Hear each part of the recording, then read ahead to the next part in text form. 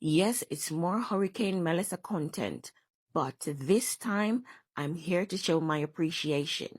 Now, it's been 3 weeks since Hurricane Melissa decided to grace us with her presence, and you have seen where I have pleaded for the people of West Green, and I just want to say thank you. Thank you to both the local and international persons who has reached out to me, and they've ensured that not just my parents, not just me, but also the people of West Green have gotten the care and aid that they need in our own way.